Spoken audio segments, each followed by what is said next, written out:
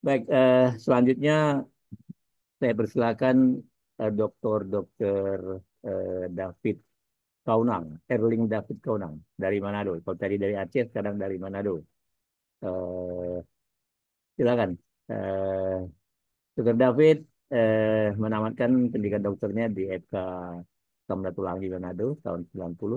Kemudian spesialis 1 tahun 99, eh, menamatkan pendidikan spesialis 2 tahun 2008 di FKUI dan memperoleh S3 gelar doktor di FK Universitas Hasanuddin tahun 2015.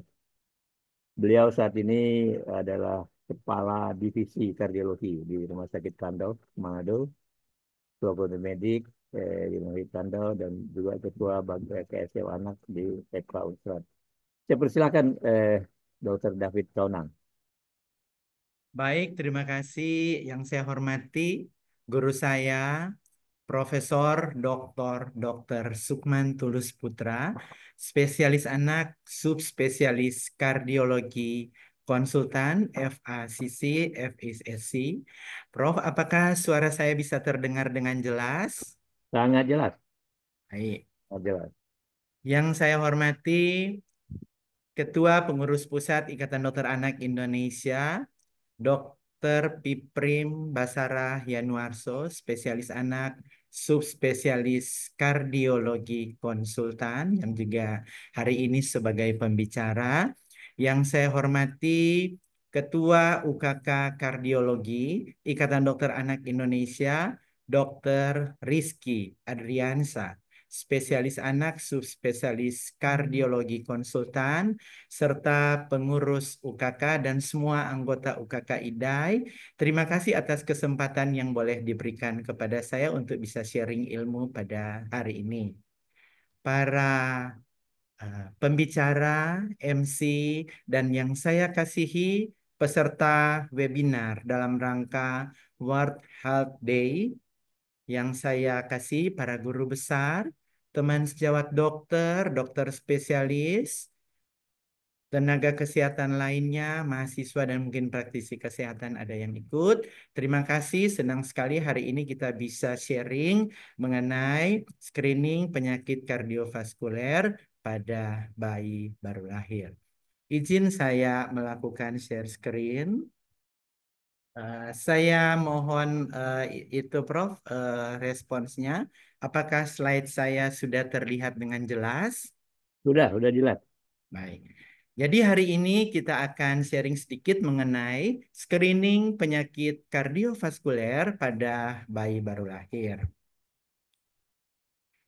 Penyakit kardiovaskuler adalah kelainan yang didapat oleh bayi pada sejak lahir, baik pada kelainan anatomis jantungnya, pembuluh darah maupun kedua-duanya.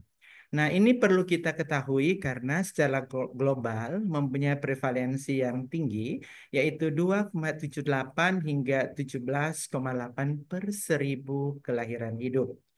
Laporan tahun 2023 oleh Kementerian Kesehatan Republik Indonesia, terdapat 0,5% dari kelahiran hidup mengalami penyakit jantung bawaan dan 25% mengalami penyakit jantung bawaan kritis atau critical congenital heart disease yang berpengaruh pada angka mortalitas, yaitu tinggi di negara berkembang 34,8%.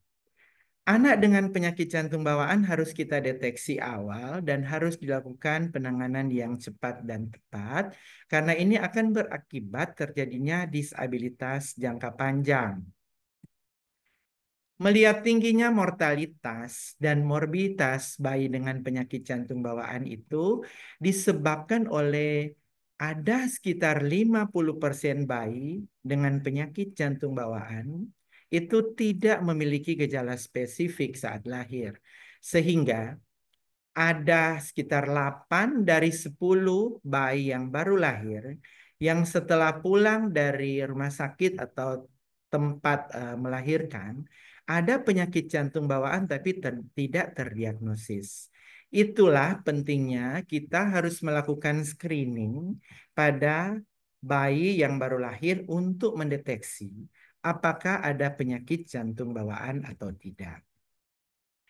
Kita ketahui secara klasifikasi penyakit jantung bawaan itu ada yang non-cyanotic congenital heart disease dan ada yang cyanotic congenital heart disease.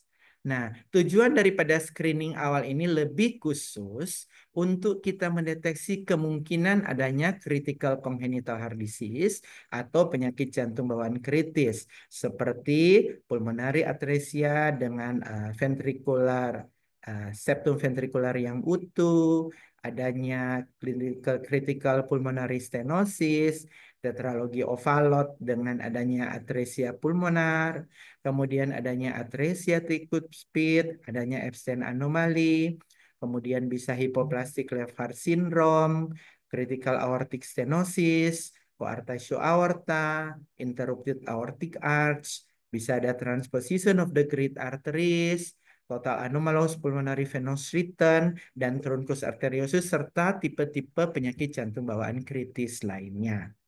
Nah, tentu kapan kita melakukan screening penyakit kardiovaskuler pada bayi berlahir? Nah, sebenarnya kita bisa mulai pada screening prenatal. Screening prenatal itu dilakukan pemeriksaan dengan fetal ekokardiografi pada ibu hamil, dan juga kita lihat kemungkinan adanya faktor-faktor predisposisi yang bakal menyebabkan terjadinya penyakit jantung bawaan pada bayi yang bakal akan dilahirkan.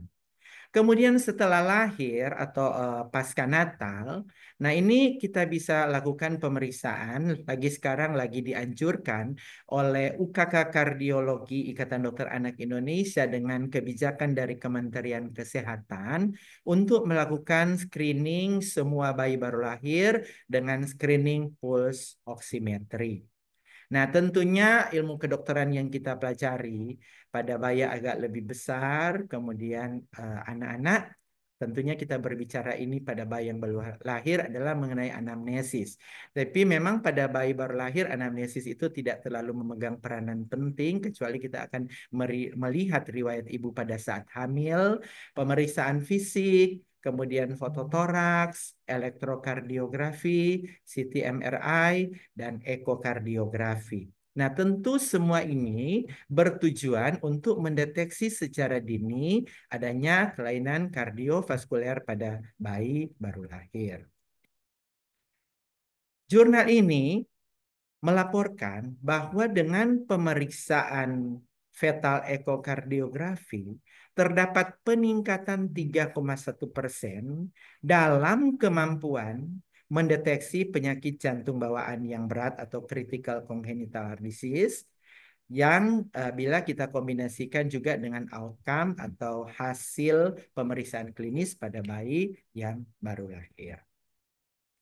Nah, pada bayi-bayi umumnya ya, kalau kita di perifer yang tidak bertugas di pusat atau center yang memiliki peralatan ekokardiografi atau yang lebih canggih, ya tentunya anamnesis itu tetap kita gunakan. Tapi memang kalau pada bayi baru lahir itu tidak terlalu berarti ya.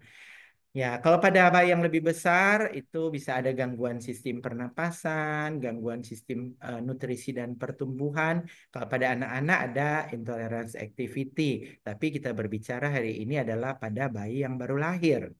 Kemudian pemeriksaan fisik, tanda vital bisa kita lihat, misalnya ada takikardi, bahkan bradikardi, kemudian adanya desaturasi, kemudian kalau pada bayi prematur ada petanda takut jangan ada kelainan jantung bawaan, kemudian biasanya bising jantung pada bayi baru lahir kita belum bisa mendeteksi oleh karena tekanan paru masih tinggi. Kita ketahui bahwa ada 50% bayi baru lahir itu tidak terdiagnosis adanya penyakit jantung bawaan karena biasa tidak ada tanda-tanda yang spesifik atau asimptomatik. Kalau kita hanya mengandalkan pemeriksaan fisik, misalnya pada bayi dengan kelainan jantung bawaan sianotik, hanya mengandalkan kita menemukan adanya sianosis sentral. Sianosis sentral itu spesifik pada bayi dengan kelainan jantung bawaan sianotik, kita bisa melihat adanya sianosis di lidah. Di lidah ya, bukan di bibir. Kalau di bibir ekstremitas itu bisa oleh kelainan-kelainan non-kardiak lainnya.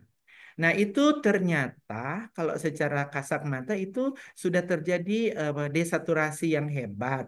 Biasanya sudah di atas 8, di bawah 85% untuk kadar oksigennya.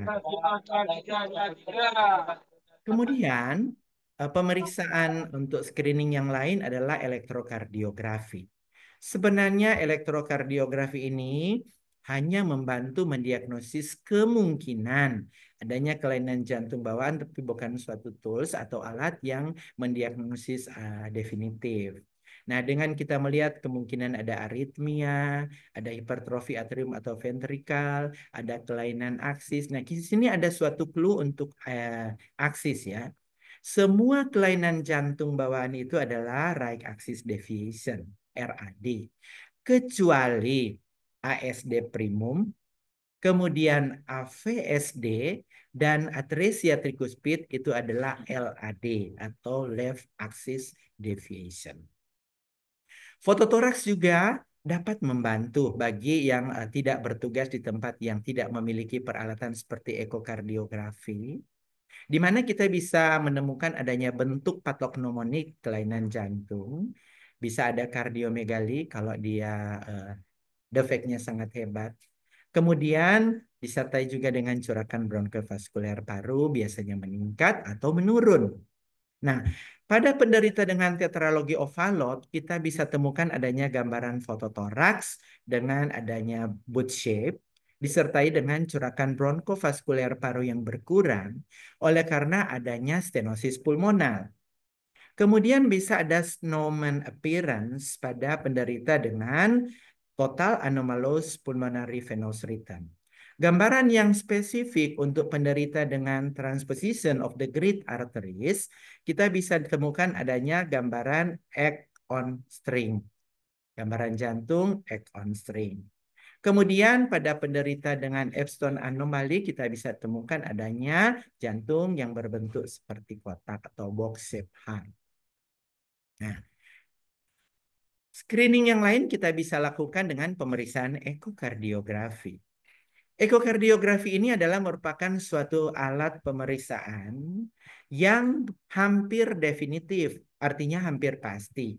Contohnya ini, pada pemeriksaan ekokardiografi pada uh, pandangan apical five chamber, di sini kita bisa melihat adanya flow atau aliran dari left ventricle ke right ventricle lewati septum ventricle. Di sini ada defect, ini PSD. Kalau misalnya ada keraguan-raguan untuk uh, gambaran trans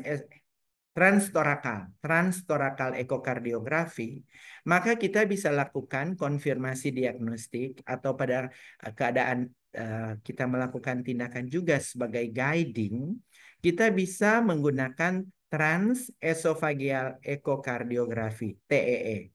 Nah, itu secara jelas kita bisa lihat karena biasanya artefak agak kurang karena cup akan masuk ke mid esofageal kemudian akan menempel ke dinding. Nah, pada anak-anak biasanya dalam keadaan pembiusan. Tentunya kita ini harus lakukan pada center yang memiliki alat ekokardiografi dan fasilitas untuk melakukan transesofageal ekokardiografi. Kemudian kalau kita butuh untuk konfirmasi diagnostik, karena masih ada keraguan-keraguan dengan pemeriksaan TTE atau TEE, maka kita melakukan angiografi atau kateterisasi jantung. Nah, kateterisasi atau angiografi ini kita selain untuk mengkonfirmasi diagnosis yang masih ragu, kita juga akan bisa sebagai intervensi.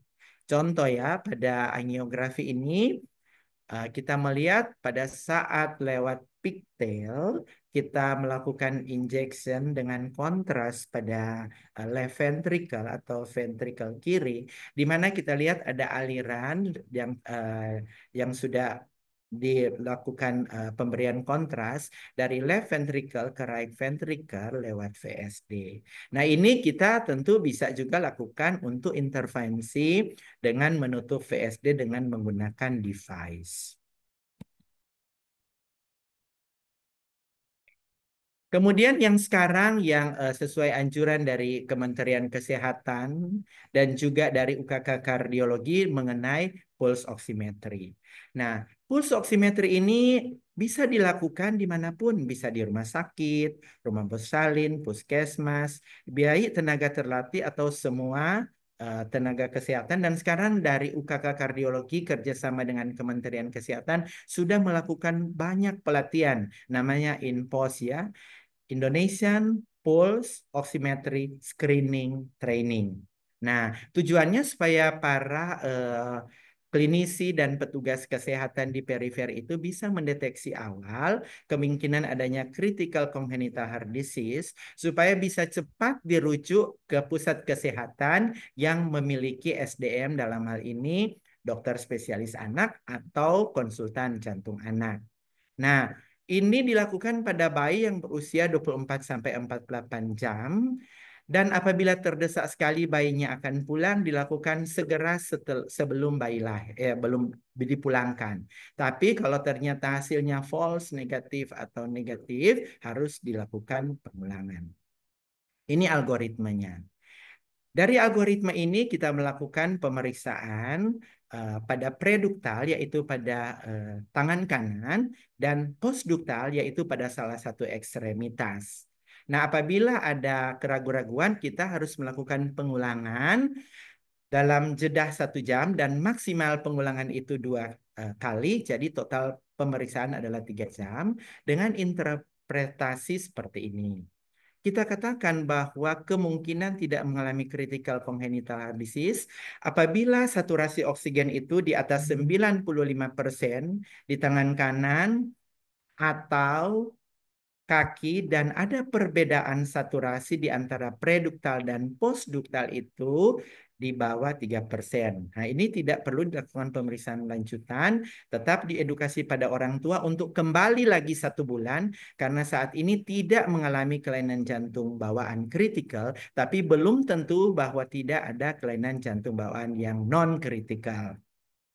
Kemudian bila kadar saturasi oksigen 90% atau lebih kecil 95% di preduktal dan postduktal atau perbedaan kadar saturasi di atas 3% pada preduktal dan postduktal, maka harus dilakukan pengulangan yang saya sudah sampaikan tadi.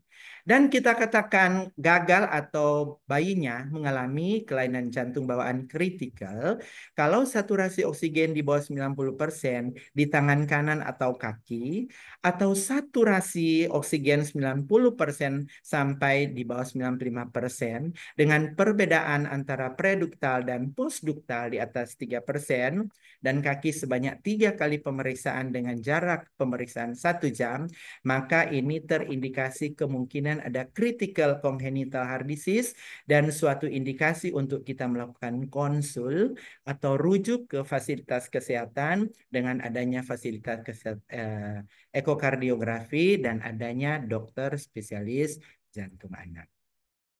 Dari jurnal ini diperoleh bahwa pemeriksaan screening dengan menggunakan pulse oximetry mempunyai sensitivitas dan spesifitas yang tinggi. Dan dari jurnal ini juga kita bisa melihat bahwa pemeriksaan pulse oximetry dikombinasikan dengan pemeriksaan fisik itu mempunyai sensitivitas dan spesifitas yang tinggi pada 20 kasus dari jurnal ini maupun 5 kasus dari jurnal yang saya tayangkan ini. Akhirnya kita dapat mengambil suatu kesimpulan bahwa penyakit jantung bawaan adalah kelainan kardiovaskuler yang paling sering pada bayi yang baru lahir. Ini menyebabkan terjadinya mortalitas yang tinggi dan menyebabkan morbiditas jangka panjang kalau tidak ditangani dengan baik. Nah, penyakit jantung bawaan seringkali asimptomatik dan tidak spesifik, sehingga kadang-kadang tidak terdeteksi sejak dini, apalagi di negara berkembang, dengan adanya kendala fasilitas dan ketersediaan sumber daya yang terbatas. Oleh karena itu, pentingnya kita untuk menguasai screening kardiovaskuler bayi baru lahir sebagai lini pertama dan mengurangi mortalitas serta morbiditas bagi seorang anak dengan penyakit jantung bawaan.